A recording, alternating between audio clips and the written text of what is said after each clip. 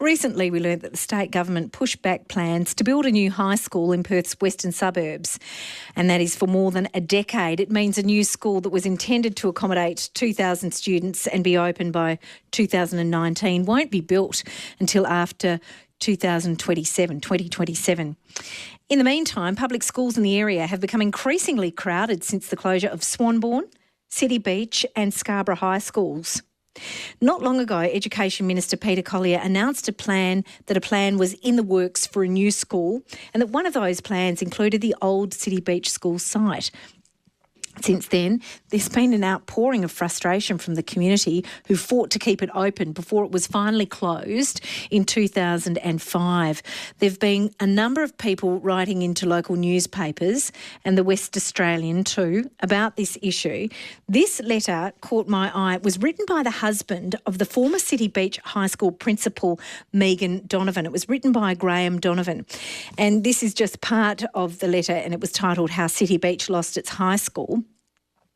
He said the student numbers had doubled in the previous 5 years. With continued growth, it would have exceeded the numbers it was designed for in fewer than 5 years. While the Government and Education Department boasted of community consultation, the international school representatives were crawling all over the school site during the community consultations. They now occupy the site. When the Government/Education Department announced the closure, the school community challenged the veracity of the statistics used, which he says in brackets were outdated, and thus the predetermined result. All hell broke loose. The principal was threatened, intimidated and verbally abused by the Education Department. They appointed a person to shadow her at school all day, every day. They withdrew her rights to transfer under the normal procedures to another school. When challenged, the Education Department then engaged in lengthy legal action that cost taxpayers hundreds of thousands of dollars. They refused to follow the industrial arbiter's directions. The matter ended up in the federal court. The entire education community supported her plight. The issue caused the principal to lose 6 months long service leave and led to the onset of serious health issues. He goes on to say the sham process at City Beach not only led to the demise of a much-needed Western Suburbs school, it led to the serious unnecessary stress-related health issue of the school principal and almost lost government schools a recognised professional.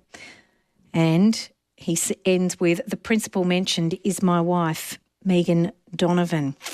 Terry Dwyer was the local Area Education Plan Coordinator for Church Lands and involved in the consultation process leading to what he describes as the predetermined closure of the school. He also wrote to the West Australian today and he joins me now. Terry Dwyer, good afternoon. Good afternoon, Jane.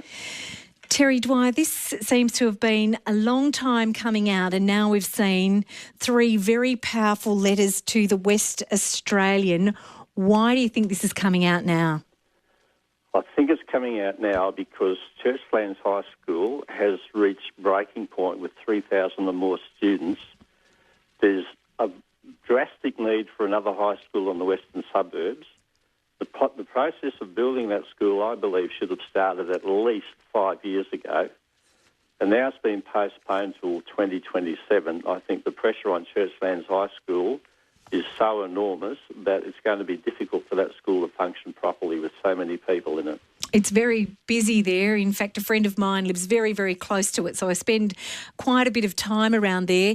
There are lots and lots of students cramming onto that campus, aren't there, Terry? There are, and there are so many demountable classrooms there now that they're using oval space. So I'm wondering, where are they doing their sports, their phys ed, their physical fitness, if the space has been taken? Terry, looking back at this time that people have been writing about, at the closure of City Beach High School, how did you see things playing out back then? We didn't have, when I was appointed the coordinator of Church Lands for the local area education plan in 1999, the decision to close City Beach had already been taken. So my role in the process was to facilitate the Year 11 and 12 students coming to Churchlands to make sure that they fitted into our school, they had their timetables and their programs. The only problem was the school had been burnt down in 97 and we had 30 demountables. So I was thinking, why not wait till Churchlands is rebuilt and the new school is open and then maybe close City Beach. Did you ever suggest that? I did in a letter to the editor, and then I got called into the principal's office and reprimanded by the department for actually writing a letter and going public when I wasn't supposed to say anything. What was that like, being told that you weren't supposed to say anything? It didn't bother me in the least. I thought it was actually quite funny. And when I asked the principal, can I read the letter? He said, no, I'm not giving it to you. And I said, can you give me a copy? He said, I'm not allowed to give you a copy, just don't do it again. So that process was so pathetic that it didn't bother me, really. What prompted you to write again to the West Australian? Well, we'd had a meeting with the local area plan committee, chaired by a person from the education department, and we had all these problems of these students coming in and parents from City Beach ringing us concerned with what was happening to their kids. And when the meeting started, the coordinator of the meeting basically said, don't tell me about any problems, just tell me the good news. And as soon as he said that, I thought, we're not being listened to. They don't want to know what's going on. So that's when I went public.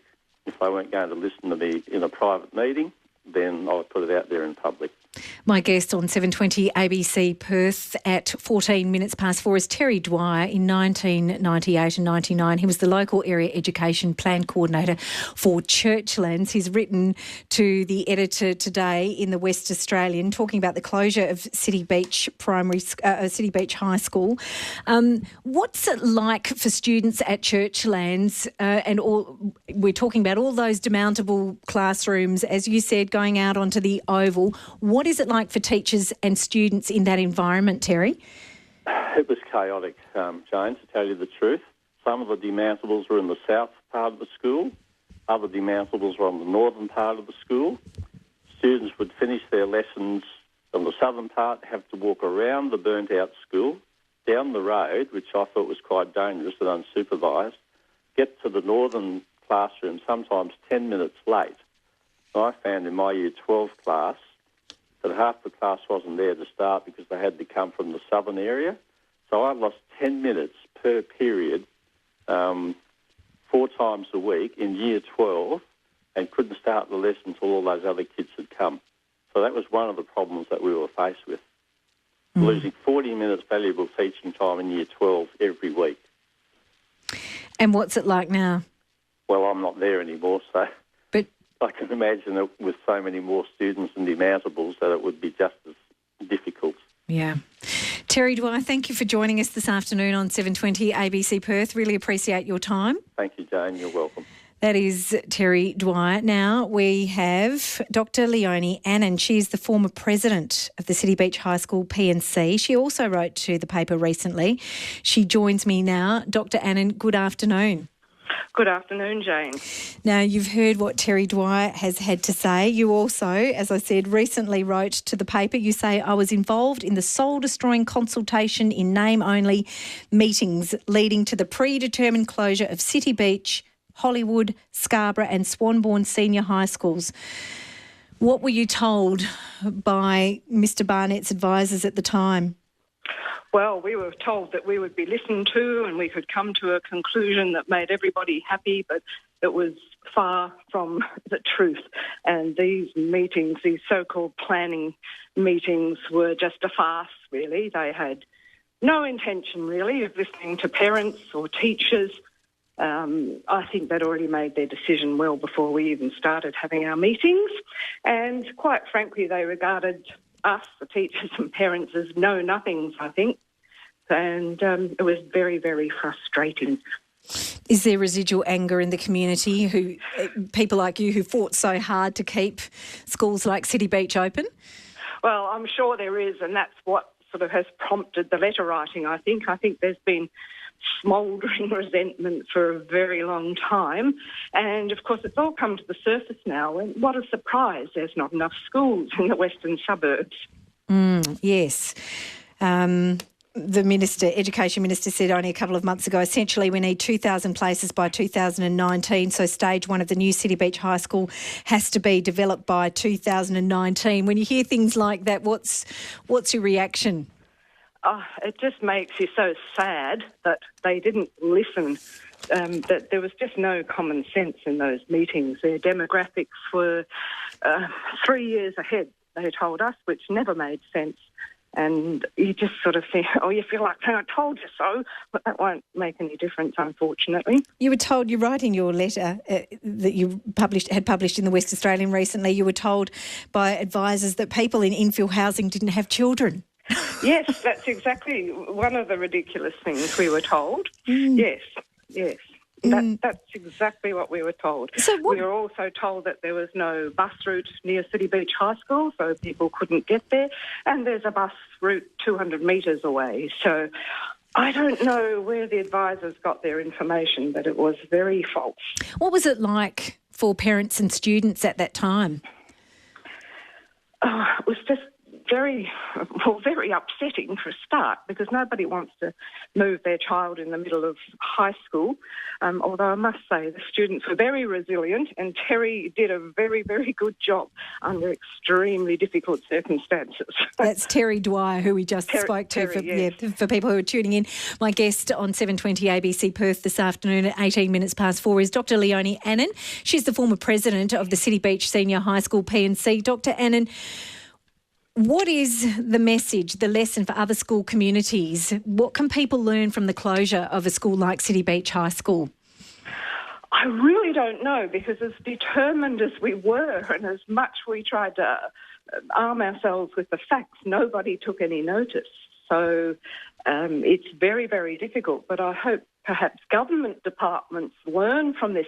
It does sound as if Peter Collier's prepared to admit that it was a mistake, but he wasn't the education minister. No, he was not. So hopefully government departments have learned to listen.